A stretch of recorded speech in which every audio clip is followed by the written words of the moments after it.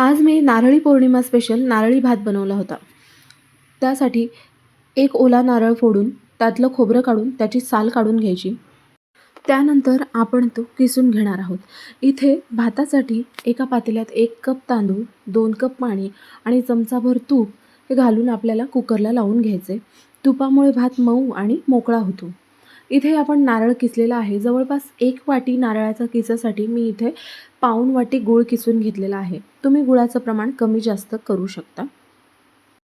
यानंतर आपण इथे ड्रायफ्रुट्स घेतलेत, जायफळ पावडर आणि थोडे मसाले. त्यामध्ये मिरे, लवंग आणि वेलची. इथे एका कढईमध्ये 1 चमचा तूप टाकून घेतले. तूप गरम झालं की त्यामध्ये आपले मसाले टाकून घ्यायचे आणि मंद आचेवर छान परतायला घ्यायचे. जेव्हा हे मसाले परतून होतील तेव्हा त्यामध्ये आपल्याला ड्रायफ्रुट्स टाकायचेत. आपले मसाले छानपैकी परतून झालेत. आता त्यामध्ये आपण ड्रायफ्रुट्स घालूया. ड्रायफ्रुट्स देखील आपल्याला हलक्या ब्राऊन रंगाला येईपर्यंत छानपैकी परतून घ्यायचेत.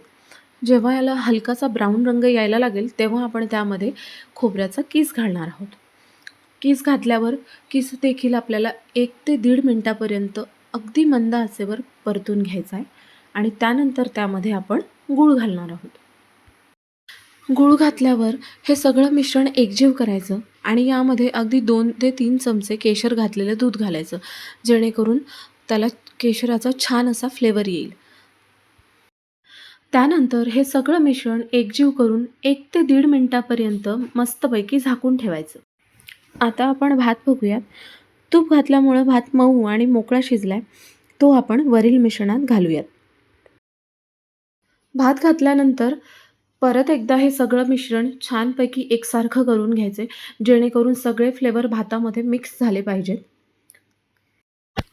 1 ते 1.5 मिनिट मस्तपैकी परतल्यानंतर आपण आता ह्यामध्ये इथे आपण जायफळाची पावडर घातली आहे. जायफळाच्या पावडरमुळे छान असा मस्त सुगंध येतो भाताला.